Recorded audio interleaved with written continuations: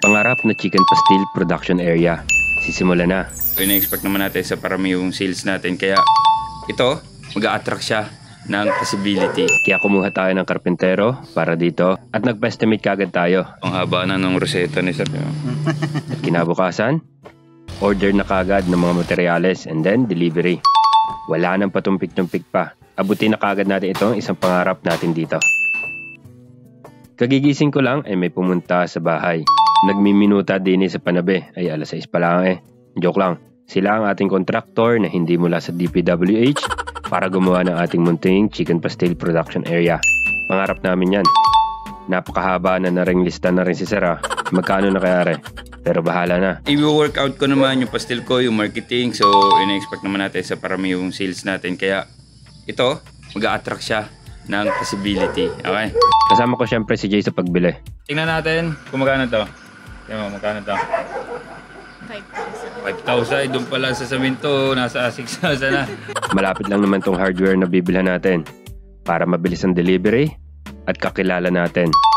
Actually, kakilala rin naman nila ako pero as the off-duty accountant o anak ng inay at hindi sa pangalan ko. Okay lang yan. At least kakilala tayo at naka-discount tayo kahit paano. At ito na nga, moment of truth. Magkano ang tanong? Tingnan mo, magkano to? 5,000. 5,000. Pero ang totoo, 60,000. Okay na po yung 60,000. at napagbigyan naman tayo. Salamat po. Huwag mahihiyang magtanong, sabi nga ni Susan Roses. Kung hindi ako nagtanong, di ba? Hindi makaka-discount. 300 is 300. Nabati pa ang pagkakabandal ng pera natin ah. Ginaganan ko kasi ang mga pera ko para mabilis mag-account pag nagre-reconcile ako. Hindi ako ulit-ulit ng bilang. Pag uwi namin, mininuta lang namin kung saan nilalapag ang mga materyales. Kung saan ang bakal, saan ang yero, buhangin at mga bakal. At dahil nga maputik ang harapan ng bahay, baka lumubog ang gulong ng truck, kaya pinasuyo ka na rin kay Jayman ang pagtambak niyan. Maya-maya, dumating ang mga materyales.